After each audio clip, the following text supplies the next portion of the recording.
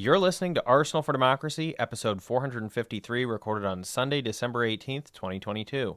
I'm your host, Bill Humphrey, and Rachel is out this week, so filling in for her is returning guest to the show, my friend Justin LaGrande down in New Orleans area in Louisiana. Justin, welcome back to the program. How you doing, Bill? So, Justin, before we get into it, this week is going to cover a topic that is close to where you grew up, down in sugar country in Louisiana. I think a lot of people who are not from Louisiana might not necessarily be aware that there was that much sugar there, even to recent times.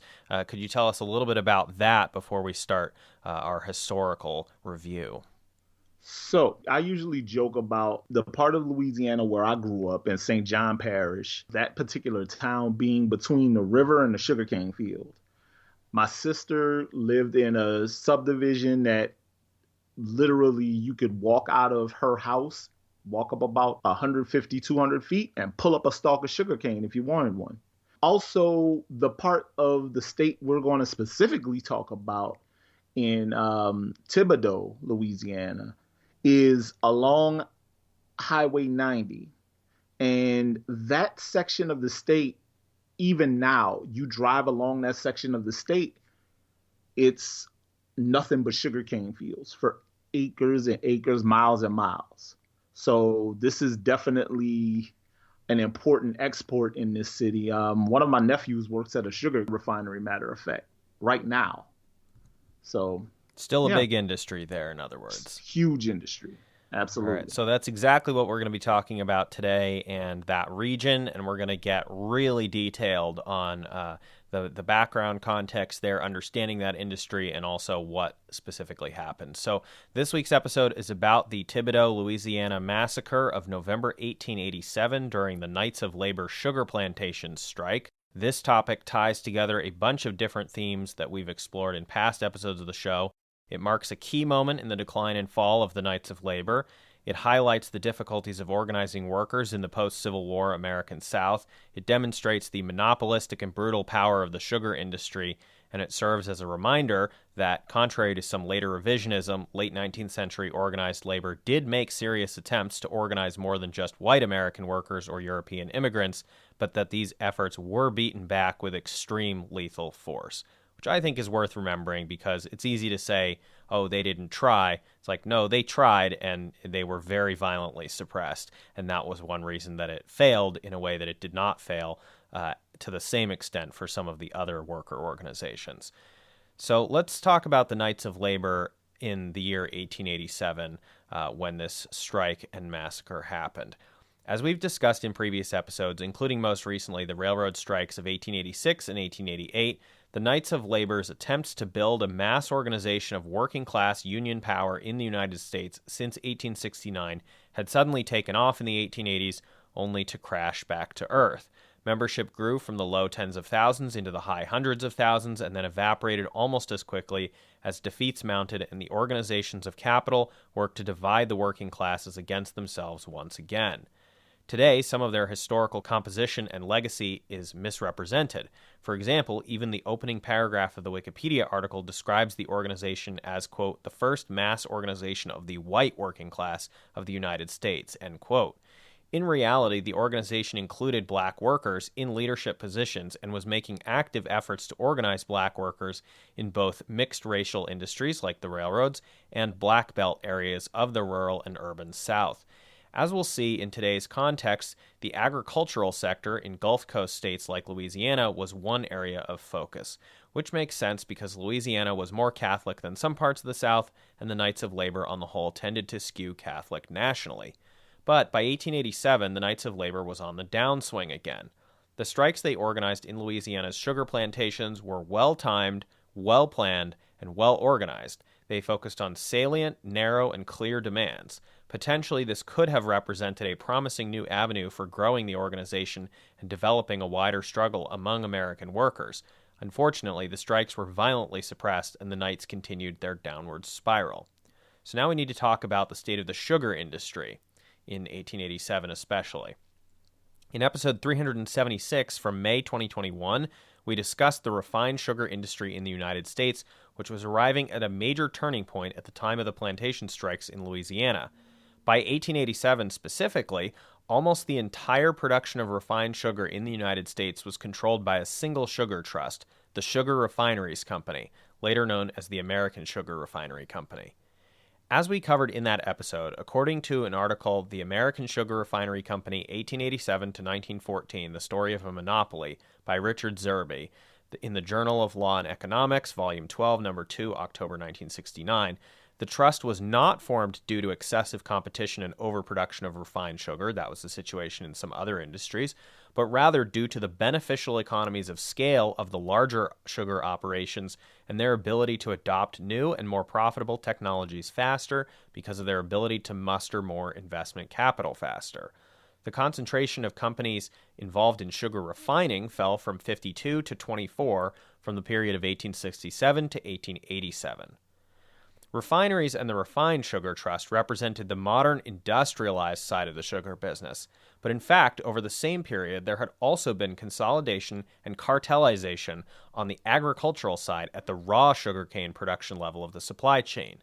Duncan F. Kenner, formerly the Confederacy's leading envoy to Europe, was an ultra-wealthy Louisiana planter, worth millions at the time, and also involved in cotton, and he had founded the Louisiana Sugar Producers Association, the LSPA, back in 1877.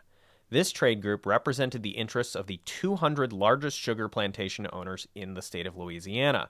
This mattered a great deal on a national level because 95% of all non-imported U.S. sugar was being grown in Louisiana in the mid-1870s, according to a 2017 article in the Smithsonian Magazine that we'll be referring to again later.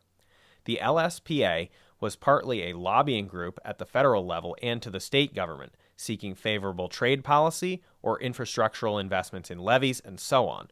But they were also a source of pooled funding toward research and development and a coordinating force for acting in unison to suppress wages and deprive workers of their rights. Quoting from the Wikipedia article on the massacres, quote, they adopted a uniform pay scale and withheld 80% of the wages until the end of the harvest season in order to keep the workers on the plantations through the end of the season. They ended the job system. The largest planters who maintained stores required workers to accept pay in scrip, redeemable only at their stores, end quote. We will circle back to some of these points in just a few minutes, but that gives you a sense of the sort of 10-year period leading up to the events of 1887. So again, the LSPA, which is representing the largest growers, is founded in 1877 by Kenner, and although Kenner died 10 years later, shortly before the strikes of 1887, it is worth zooming in on him to understand the situation the workers faced. As we discussed in episode 358 in March 2021, one of the trends in southern plantations, even before the American Civil War, had been consolidation and technologization, just like in the heavy industry. Sugar had been a particular point of interest for the early Industrial Revolution because of how much physical labor was required. Capital investments, like Kenner's early sugarcane plantation railroad, for example, later a staple of the sugar-growing process, did not reduce the reliance on agricultural laborers, but instead dramatically increased the productivity and profits they could each be forced to produce, just like with the cotton gin. It is appropriate to say they were forced to produce these eye-watering economic gains for the landowners like Duncan Kenner, because he owned 600 slaves before the war, and he certainly figured out how to keep them toiling under their post-war status of theoretical freedom. Not even the confiscation of his property and the liberation of his slaves during the war, due to his high political status in the Confederate government, prevented him from regaining his plantation empire within a matter of years after the war. Keeping ex-slaves working while freed seems to have been a particular specialty for Kenner because he was an early advocate inside the Confederate government for abolishing slavery as a diplomatic tactic to win the war, despite the entire purpose of the war being to preserve slavery, because he had apparently concluded that the official practice of slavery was not actually necessary to the operations of a savvy major plantation owner. Technology and new mechanisms of control, which we'll talk about, could produce the same effective result as slavery. 1880s Gulf Coast sugar growers would have been, tariffs aside, in direct economic competition with nearby Cuba and to a lesser extent Puerto Rico, both at the time part of the Spanish Empire. This was one of the major battlefields in trade tariff policy in this period. But this competition was also often held up as an explanation for the seemingly never-ending insistence on lowering wages on American sugar plantations. Cuba had only abolished slavery the year before, in 1886. Some of the worst slavery conditions in the world had been an integral part of Cuba's sugar plantation economy for centuries, and the landowners replaced it with contracted immigrant labor that could be de facto treated as slaves anyway, with little ability to advocate for themselves. And as always, the sources throughout this will be available at a PDF posted at arsenalfordemocracy.com. In this case, I'm quoting from Cuban papers at Brown University's library. As in the United States, while industrial mechanization might have allowed sugar plantations to reduce their reliance on horrifically brutal forced labor by slaves or indentured workers, instead it merely allowed early adopters in agri-capitalism to extract more profits per worker. Obviously, sugar was an integral part of the transatlantic triangle trade earlier, since the start of the 1500s, and that relied heavily on some of the most intolerable slave conditions in the world, and that unfortunately continued in various countries much later. Cuba's sugar elite was noted for its enthusiastic adoption of new sugar technologies to get more profit out of its slave workforce, and then their indentured workforce beginning in the late 1880s. Again, it must be emphasized that after the abolition of slavery in the various sugar-producing countries of the world, slave labor on sugar plantations was generally immediately replaced by harsh indentured servitude that probably only barely qualifies as not being slavery and assumes a level of genuine understanding of contracts that many workers, especially colonized or subjugated populations, probably lacked when they signed those agreements.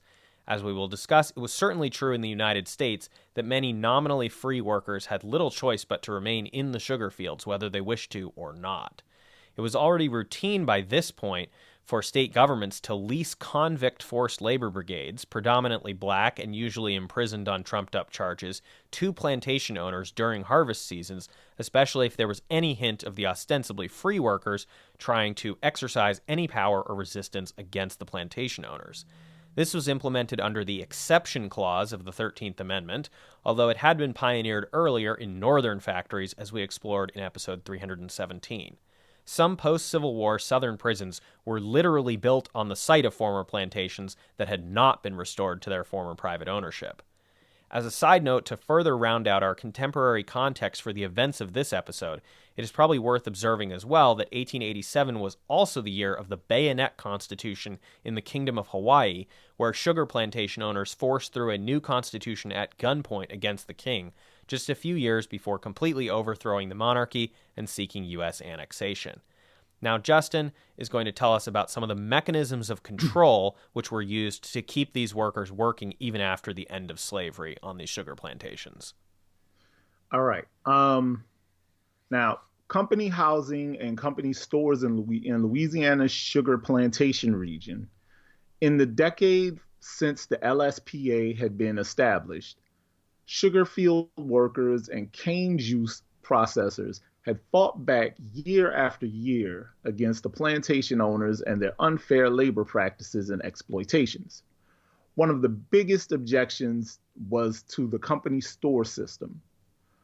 While Great Britain was busy continuing to pass more and more laws banning the use of company scrip and the company stores, the United States was seeing it proliferate more than ever.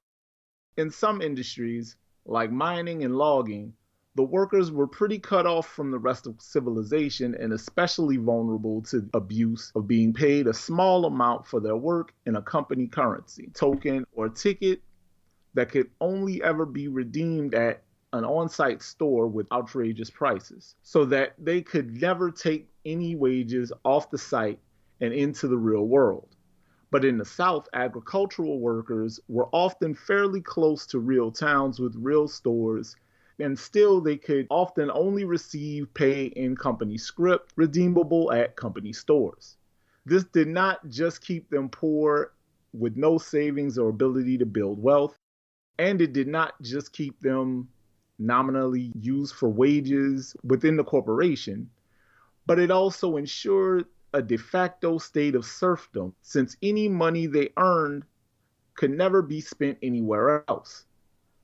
The best case scenario for company scrip would allow a worker to trade scrip for real money in some fashion. But this scrip was not exactly in high demand, and the exchange value would be pretty bad.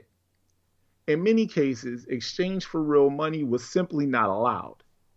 By 1887, the Knights of Labor had determined that this was probably the single most obvious and clear-cut issue they could organize plantation workers around. And this would become a central focus of the big strike. Agitating around the company scrip issue helped recruit thousands of new members to the Knights of Labor. Company housing was another problem for the workers in Louisiana's sugar plantation region. Obviously, this was something a lot of workers across the U.S. faced in this era, especially in the tent cities in mining country, which were always vulnerable to being cleared out if any workers tried to organize a walkout or any other action to advocate for themselves. But in plantation country, on-site company housing was also a direct legacy of antebellum slave housing. Poor quality of the housing, or ramshackle home often located on the sites of decades or centuries of horror and misery. Many families probably had never left in the nearly 25 years since Union occupation. Thibodaux' surrounding parishes, by the way, were explicitly excluded by name from the Emancipation Proclamation of 1862, despite being, or in fact, because they were already under Northern military control. When the Louisiana Constitution of 1864 abolished slavery, the plantation owners, with U.S. Army consent, immediately implemented a draconian system of one-year labor contracts and a serfdom-style prohibition on freedom of movement, according to a 2021 article in the Lafayette Daily Advertiser. Debt as an instrument of control and servitude. Another way to keep supposedly free workers under control in an industry that relied upon incredibly harsh physical exploitation of workers was debt servitude. The company kept the books, both for payroll and company stores. They could advance paycheck money for a fee, offer pay later store credit for a fee, and provide other loans to workers for a fee. Sometimes they would simply invent fees and debts, daring the worker to prove them liars and do something about it. Many agricultural workers had limited literacy, let alone legal representation. But even when the debts were not completely fabricated, they were constructed intentionally to be easy to fall into and impossible to escape from. Until these debts were repaid, a worker had to remain contracted to the plantation or risk imprisonment and probably ending up back on the same plantation in chains anyway. It is worth noting that sharecropping was not a significant feature of southern sugar plantations, unlike nearby cotton plantations, because as we have discussed, the sugar industry favored consolidation of capital into fewer and fewer hands for economy of scale, whereas sharecropping, while a highly effective means of control of workers through debt and tenancy relationships, was more of a neo-feudal relationship that was viable with small outputs from individuals or families. Sugar plantations were striving to be bigger and more unified as modern corporate entities which trapped wage laborers as opposed to nominally semi-independent smallholders or tenant farmers. Sugar plantations wanted standardized and regularized production, not everyone doing their own thing on their own parcels of plots. Equipment was owned by the company, not sold or rented to the workers, and sugarcane is planted via stem cuttings from existing stalks, not through seeds that could be sold to workers. Sugar workers were performing repetitive, uniform tasks as if they were machines themselves, rather than assigning themselves work and figuring out how best to do it. In all of these senses, sugar plantation workers, although working outdoors in agriculture, were recognizably similar in position and daily life to experiences of wage laborers in manufacturing factories, railroads, logging camps, and mountain miners all across the rest of the United States. And that made them a prime candidate for traditional union organizing ahead of tenant farmers, who would also later be organized by other groups. And it is also key to note that these sugar plantation workers were overwhelmingly black, in the vicinity of 90%, which was not the case among sharecropping tenant farmers, which very quickly came to absorb a significant number of poor white farmers after the Civil War. All right. Narrative of the events of the 1887 strikes on major Louisiana sugar plantations and its violent suppression at Thibodaux and other nearby locations, which left at least 35 dead, but likely more than twice that, with possibly hundreds never accounted for. And this information is coming from the Wikipedia article related to the Thibodaux Massacre. In 1887, the Knights of Labor organized a major 3-week sugar strike against cane plantations in Lafourche, Terrebonne, St. Mary, and Assumption parishes. Most plantations were idle. The strikes was organized by the National Knights of Labor organization, who had established local assembly 8404 in Shriver the preceding year. The media in the area for white people quickly built a narrative that would be used to justify extraordinary lethal force being used to end the strikes. A New Orleans newspaper reported, for 3 weeks past, the Negro women of the town had been making threats to the effect that if the white men resorted to arms, they would burn the town and end the lives of the white women and children with their cane knives. Similarly, in the days leading up to the climactic event in Thibodaux, it was reported that some of the colored women made open threats against the people and the community, declaring they would destroy any house in the town, and that not a few of the Negroes boasted that in case of a fight was made, they were fully prepared for it. After the event, one Thibodaux newspaper repeated the claim that prior to November 23rd, Negroes were in motion and their women boasted that they were ready to fire the town.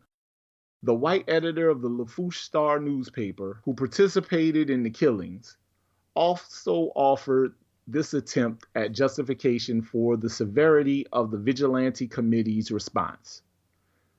The loudmouth wenches must bear in mind that though they have a tongue, they are not privileged to make use of such threats as burning the town, slaughtering the whites from the cradle to the grave, etc.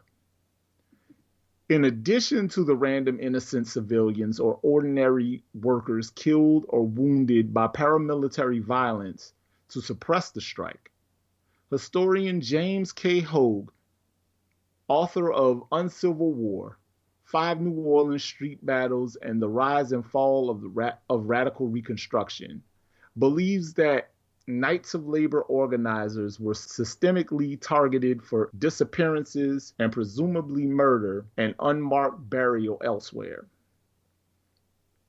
From the Smithsonian article that we had discussed earlier in the episode. November 21st, 2017 Smithsonian Magazine account of the narrative draws heavily from the book The Thibodaux Massacre, Racial Violence, and the 1887 Sugarcane Labor Strike by retired local journalist John DeSantis, who has spurred the organization of various memorial efforts and further research. Across the states of the former Confederacy, Whites viewed organized labor as agitation that threatened the emerging Jim Crow order. Even in the North and Midwest, the Knights fought an uphill battle against authorities who sided with railroad and mine owners. Several states called out militias to break strikes during the late 19th century, but the Knights were at its peak of popularity during the 1880s. Sugar workers had advantages that their counterparts in cotton areas lacked. Planters needed their labor, and growers living on thin margins failed to attract migrant laborers to replace local workers, especially in the crucial rolling season when the sugarcane needed to be cut and pressed in short order.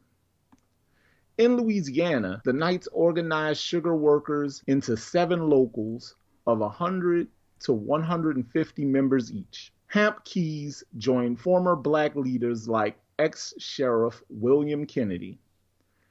In August of 1887, the Knights met with the St. Mary branch of the Louisiana Sugar Planters Association asking for improved wages.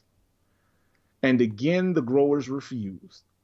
So the Knights raised the stakes in October of 1887 as rolling season approached.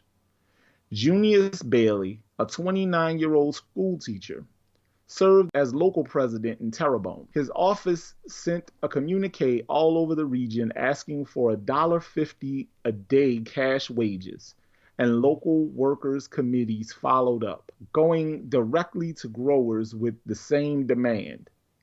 But instead of bargaining, growers fired union members. Planters like future Supreme Court Justice Edward Douglas White kicked workers off the land, ordering any who stayed arrested. As the cane ripened, growers called on the governor to use muscle against the strikers.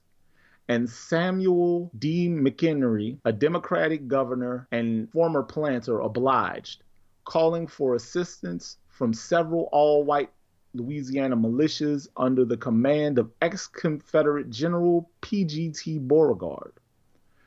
One group toted a .45 caliber Gatling gun, a hand-cranked machine gun, around 2 parishes before parking it in front of the Thibodaux courthouse. An army cannon was set up in front of the jail. Then the killing started. In St. Mary, the Attakapas Rangers joined a sheriff's posse facing down a group of black strikers. When one of the workers reached into a pocket, posse members opened fire on the crowd, and 4 men were shot dead where they stood, a newspaper reported. Terror broke the strike in St. Mary Parish. In neighboring Terrebonne, some small growers came to the bargaining table, but larger planters hired strikebreakers from Vicksburg, Mississippi, 200 miles to the north, promising high wages and bringing them down on trains. The replacement workers were also African American, but they lacked experience in the cane breaks. As they arrived, militiamen evicted strikers, and Thibodaux in Lafourche Parish was becoming a refuge for displaced workers. Some moved into vacant houses in town, while others camped along bayous and roadsides. The reports circulated of African American women gossiping about a planned riot. Violence broke out in nearby Lockport on Bayou Lafourche when Moses Pugh, a black worker, shot and wounded Richard Foray, a planter, in self-defense.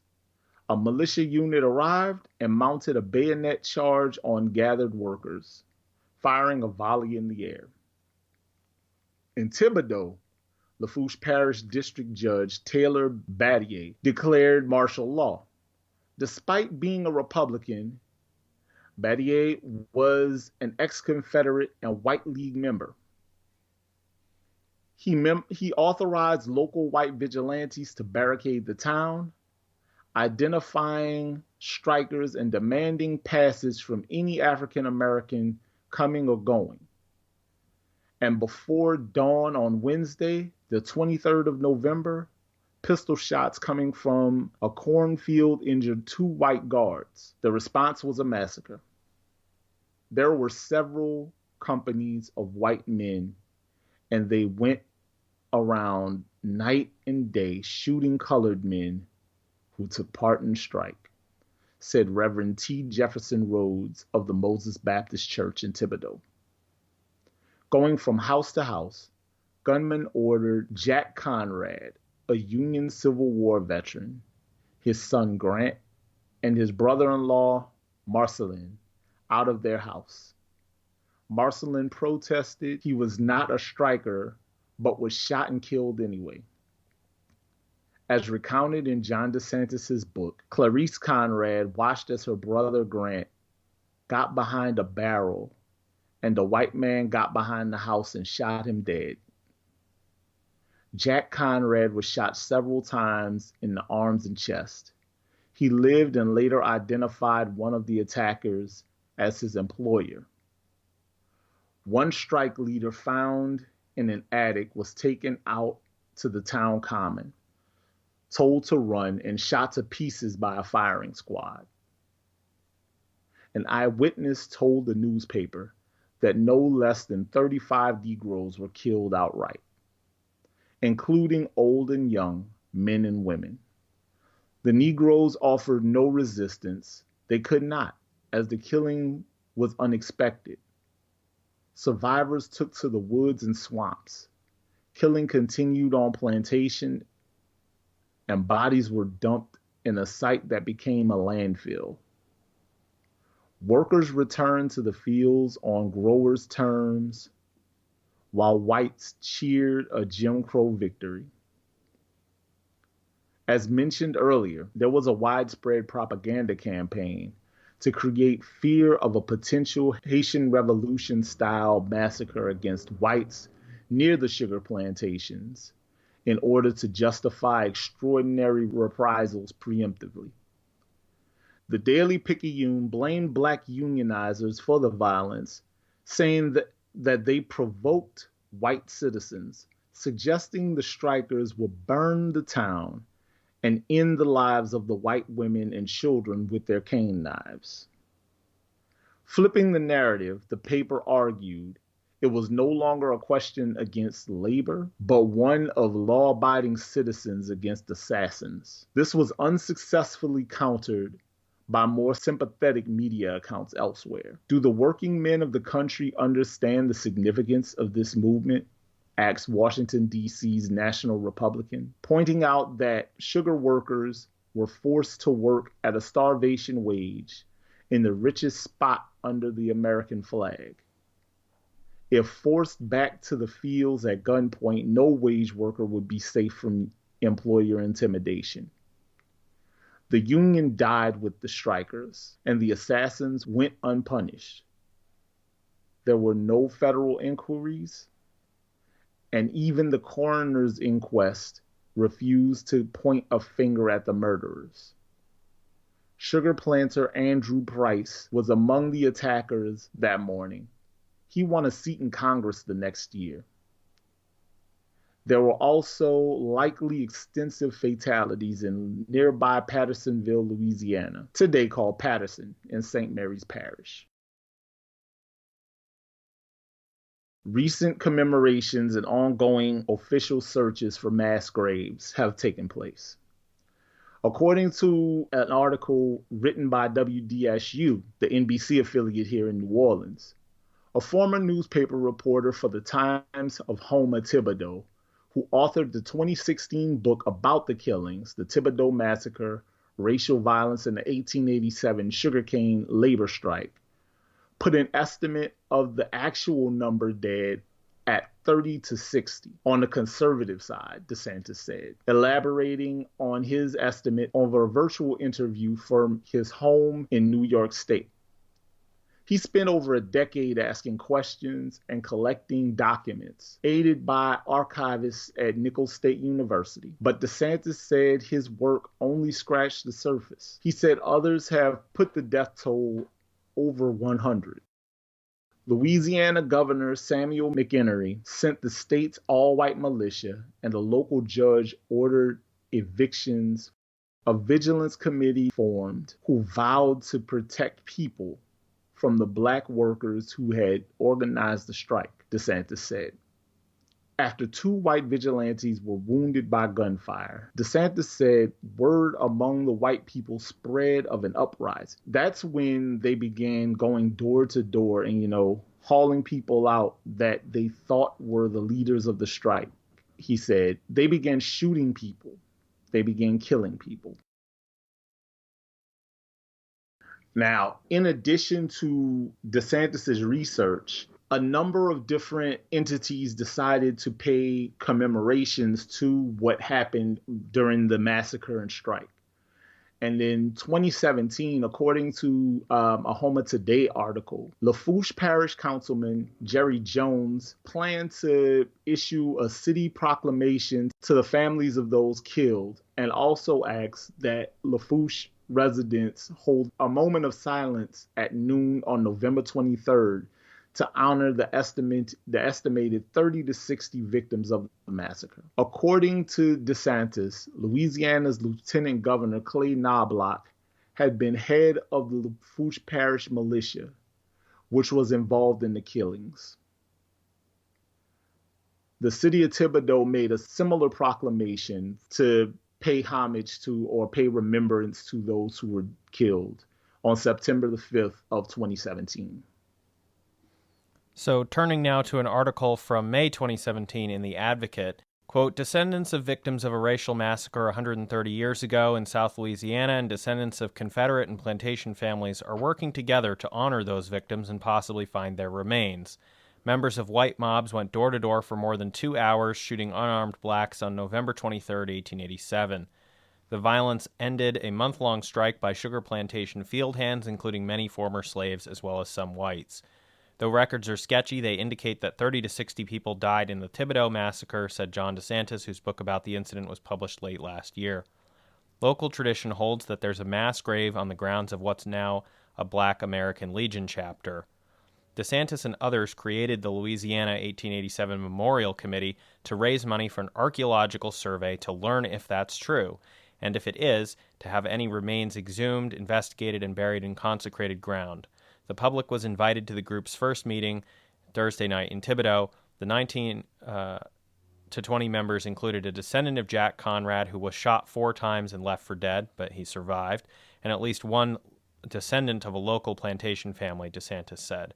The only investigation of the incident wasn't actually an attempt to bring anyone to task. It was a query in Washington into whether Jack Conrad's wounds entitled him to a pension as a veteran of U.S. colored troops. DeSantis said testimony from that investigation found last year in the National Archives confirms they were shooting every black person in sight and they were pulling people out of houses. Now, Justin, I've just mentioned that there was this archaeological sort of investigation begun, at least on the kind of testing phase. And there were a few articles from 2018 as that research was beginning. And I was wondering if you could tell the listeners a little bit about some of those efforts. Well, according to a WWL-TV article from March 2018, a patch of ground in southern Louisiana is being surveyed to see if it may hold a mass grave from a racial massacre. Devette Gaddison is a graduate student who worked on the mass graves. She said she will check the area in Thibodaux on Thursday and Friday of March 2018 using ground-penetrating radar and limiting coring. Those could indicate whether digging would likely turn up a mass grave where white mobs are said to have dumped the bodies of African Americans they killed in 1887. And this is from the Tulanian, which is the student paper at Tulane University. This spring, 2018, however, Gaddison, a Tulane School of Liberal Arts graduate student in the Department of Anthropology, stayed right here in southeast Louisiana. Using ground-penetrating radar, she surveyed a site in Thibodaux where a sugarcane labor strike was halted on November 23, 1887. white vigilante had rounded up striking African American workers, killing many of them. Estimates of the number of workers who were murdered ranged from 30 to 60. The bodies were thrown into one grave.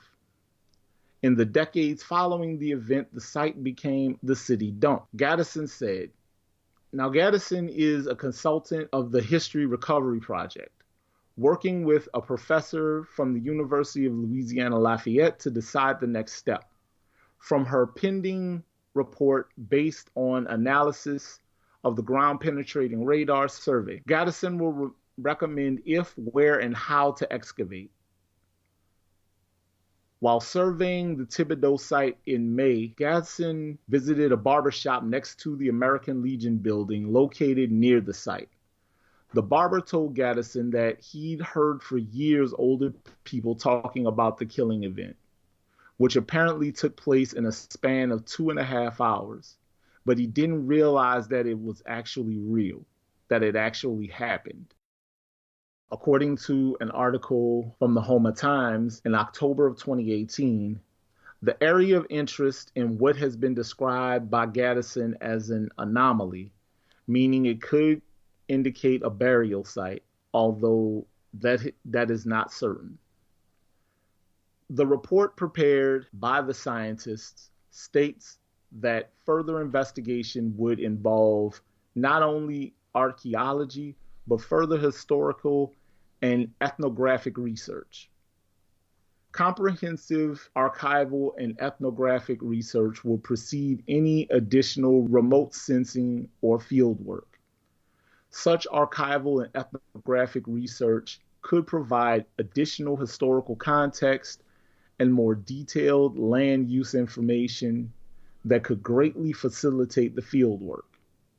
Recommendations for additional investigation of the Raymond Stafford Post property include further geophysical remote sensing, expanding the survey area to the north and, if possible, to the west and south, behind the post building. Test excavations of the area of interest are also recommended, the report says. Although manual coring was performed in May, the report does not recommend further exploration of that type. Exploratory test trenches might be placed directly over subsurface anomalies, while systemic test trenches may be excavated along transects oriented from north to south and east to west across the field, the report says. Due to the possibility of encountering human remains, excavations should be preceded by consultations with descendants and community members, as well as application for an unmarked burial permit in accordance with the Louisiana Unmarked Human Burial Sites Preservation Act.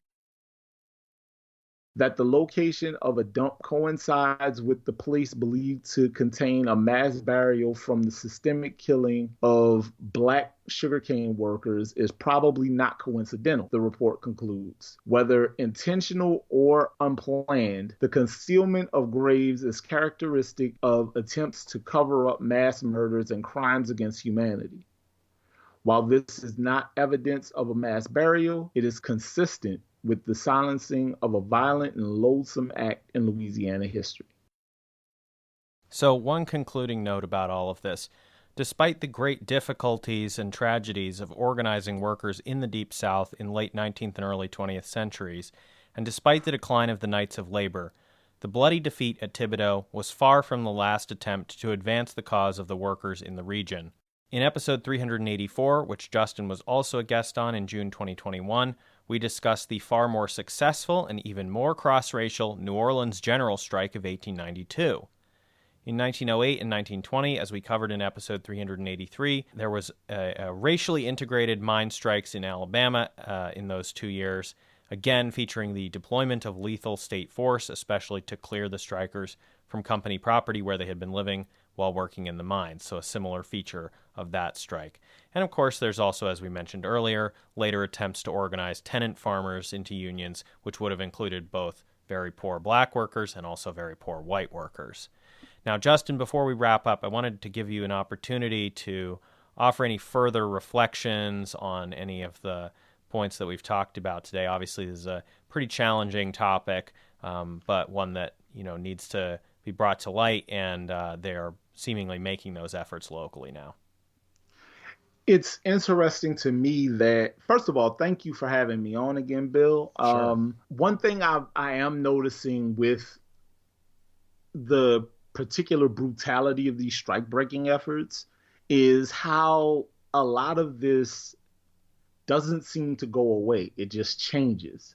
So now we have more modern efforts where employers have been doing, cruel and dehumanizing things as far as wages and the way they've treated their workers and all those things in modern times. And those employers, while they may not be facing any immediate consequences, the workers are gaining more rights. We saw that with Amazon a few years ago, where Amazon workers at different individual plants have been suing and gaining the right to unionize. We've seen that with companies like Starbucks, where individuals working at different stores have been able to unionize on a smaller scale. And those things, employers don't necessarily like those things because it means that they have to adhere to the rights of these workers and treat these workers fairly. And it's just, while I'm glad that things like this don't happen anymore, I'm sorry to see that people still have to go through what they have to go through to get basic human rights as workers. Now, is this the kind of thing that you had heard about when you were growing up? Because they mentioned that there was some oral tradition here in the communities, but beyond that, people might not have been aware. And even some of those people might have thought it was sort of mythical as opposed to a real event that happened. Just like I told you with the general strike of 1892, I had heard nothing of this. I barely knew about the German Coast Slave Revolt where I grew up. So to hear that this happened, I'm not surprised that it happened. But no, I didn't. This is actually, when you approached me about being on, this was the first time I'd heard about this. Mm-hmm. Did this change your perspective at all on some of those questions around the legacy of union organizing in this time period, and especially in the South? Because as I said in the intro, or near the intro, there tends to be a lot of framing today of saying that those unions were only for white people and they didn't make the effort to organize across racial lines and incorporate black workers and so forth. And it seems like that's not really true. I mean, this is an example of these union locals would have been almost entirely black. And I think we also see the results of that, the consequences of that.